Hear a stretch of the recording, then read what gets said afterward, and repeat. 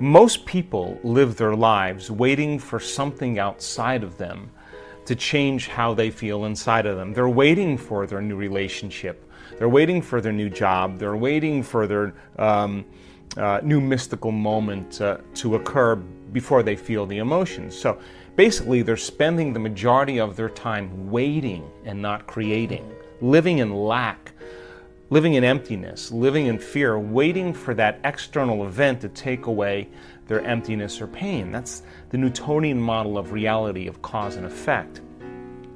Turns out, though, the moment you're feeling that lack, you tend to try harder and force and control and try to predict or manipulate the outer world, because you're doing everything you can because you're experiencing a separation or polarity from what you want. You're waiting for it to happen and not creating. So then, two things. When you combine a clear intention with an elevated emotion, a heart-centered emotion, not the emotions of survival that are anger and hostility and aggression and competition or hatred or envy or jealousy or insecurity or fear or anxiety or pain or suffering or guilt or shame. Those are derived from the hormones of stress. An elevated emotion is a heart-centered emotion. And a heart-centered emotion lacks polarity. This is the center of oneness. This is the center of wholeness. This is the union of opposites. This is our connection, our bridge to the quantum field. This is where we connect. So think about it. When you begin to feel a heart-centered emotion, what you're doing is you're falling in love with your life.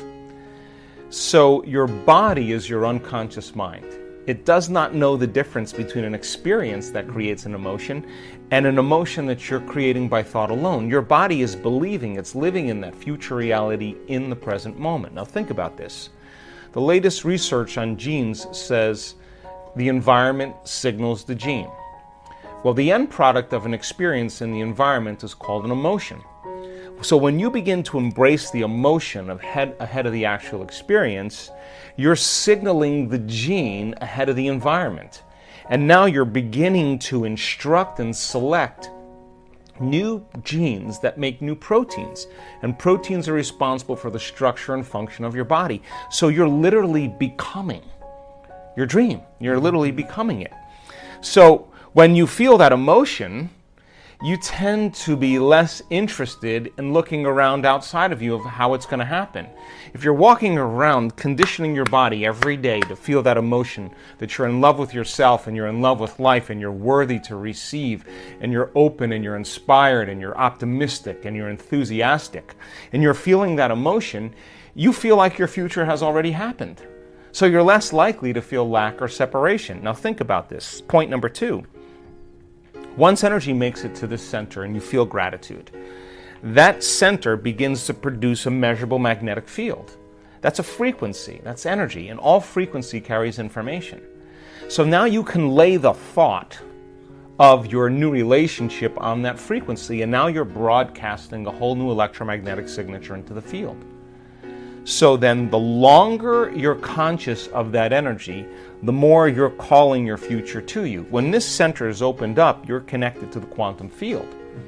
So now you don't have to go anywhere to get it, to try to force it or control it or predict it. In fact, you're the magnet. You're collapsing time and space, and the event is being drawn to you, and it comes in synchronicities and serendipities and coincidences, opportunities. Now, the antithesis is also true.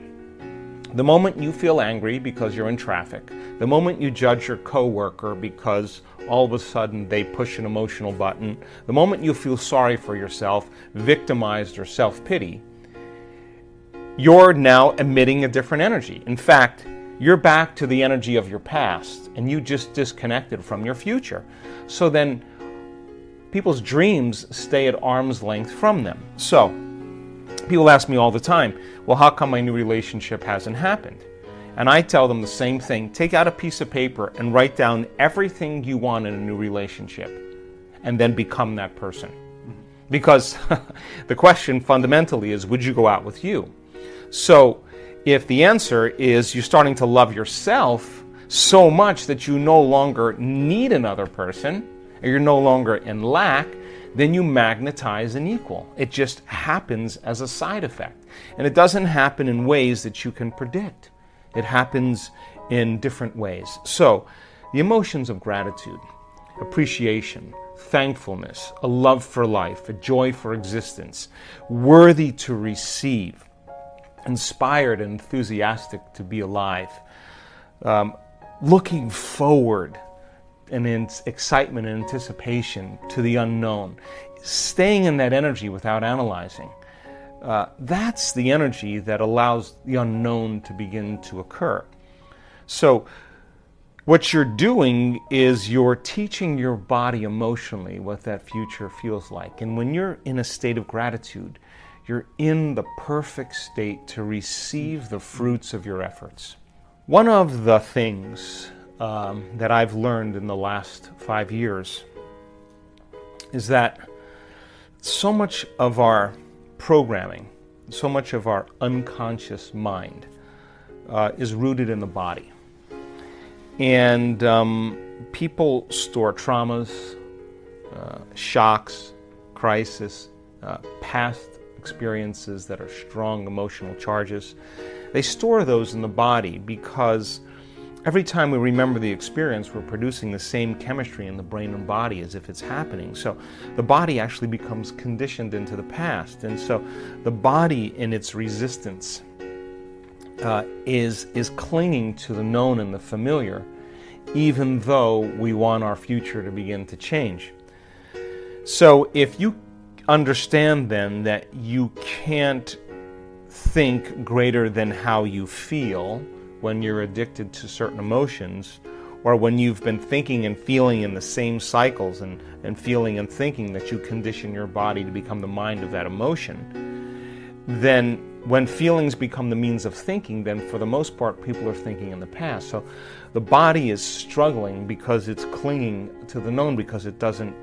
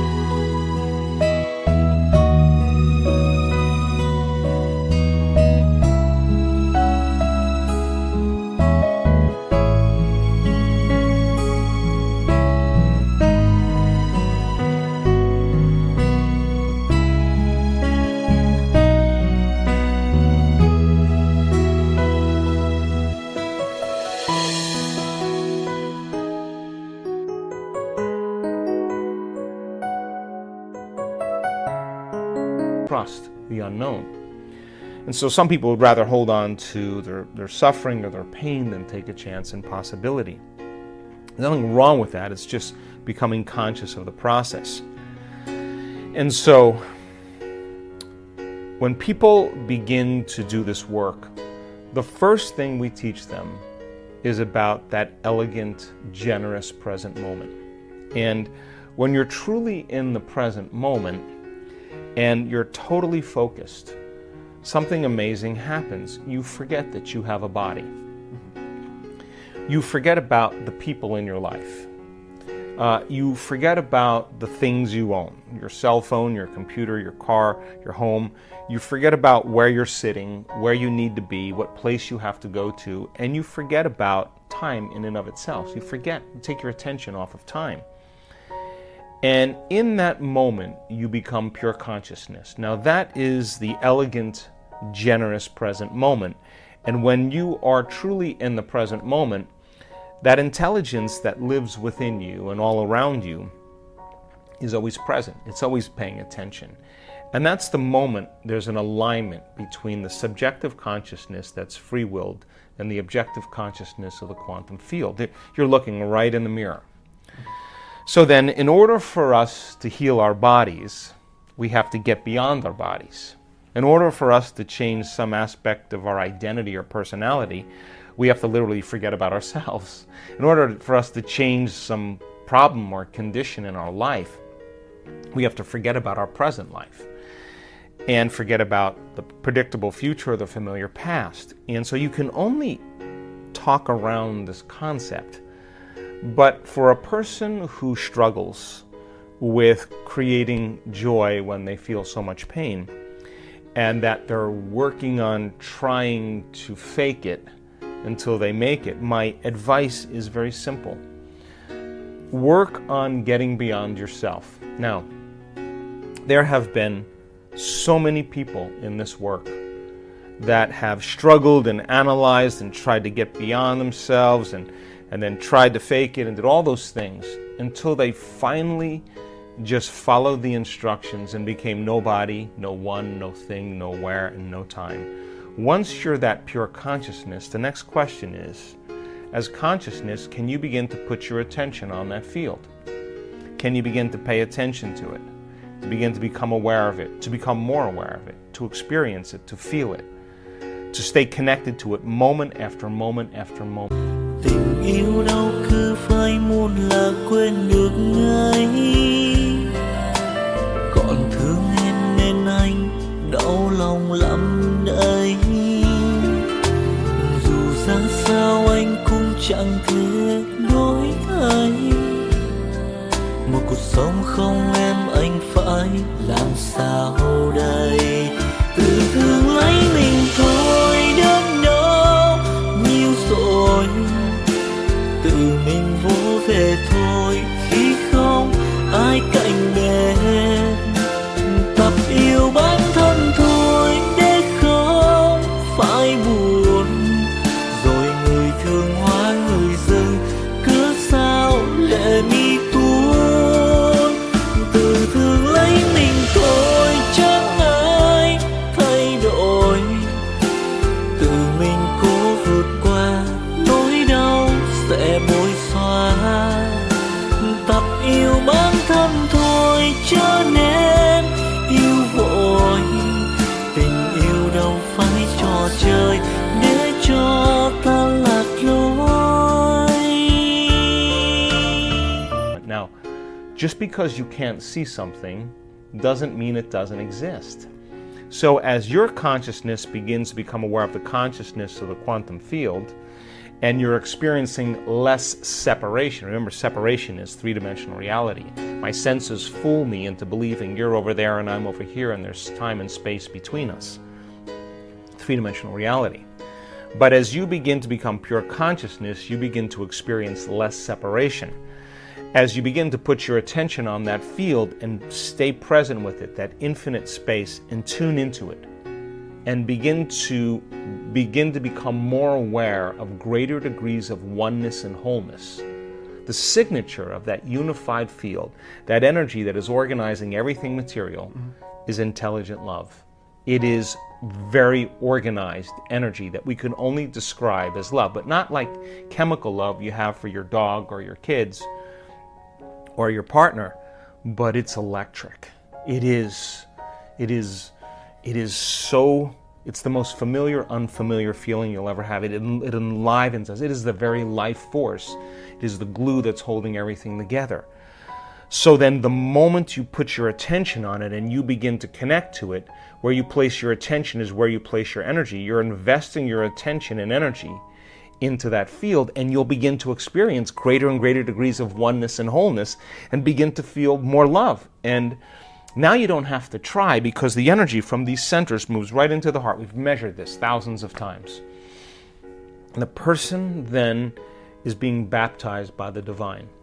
And all of the struggles, all of the effort, all of the analysis, all of the bad meditations, all of the good meditations, all of the quitting, all of the complaining is worth it.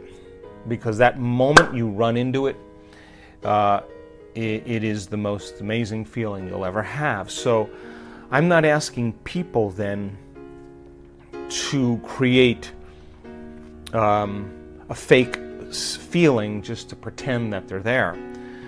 I'm asking them to become passionate. And when they're in that field and they're no longer encumbered by their body, now they can think greater than how they feel. They're not connected to matter and anything material. They're connected to this field. I hope you enjoyed this amazing interview with Dr. Joe Dispenza. We are continuing with our daily practice of completing the inspiring quotes. You need to complete the quote with the words that are missing, and if you can do it first and give us the right answer, you are the daily winner. In the previous video, we were looking for 2 words of Joe Dispenza's quote. The quote goes like this: when you get uncomfortable in the place of the unknown, that's where the correct answer is magic happens. So, when you get uncomfortable in the place of the unknown, that's where the magic happens. Congratulations to everyone with the correct answer, and to everyone who tried but didn't guess the answer. Today's quote is from Dr. Joe Dispenza also. We are looking for 2 words. The quote goes like this: you have to feel empowered for your success to show up. You have to feel abundant for your wealth to find you. You have to feel gratitude to create the life that... Write your answers in the comments below the video and tell me if you love this video and our new way of ending the videos. If you like this video, give your thumbs up and share it with your friends. Help me make this video more popular by sharing it. Even if you're not sure what the correct answer is, try and guess. The first one with the correct answer is the winner. So don't forget to subscribe and hit that bell button and don't miss any of the new videos and new challenges. If you really like what we do here and want to support us, you can join our channel and our community for a symbolic fee and gain many other additional features. You can do that by clicking the join button next to the subscribe button, or you can click on the link in the description of this video. Stay good and have a great day!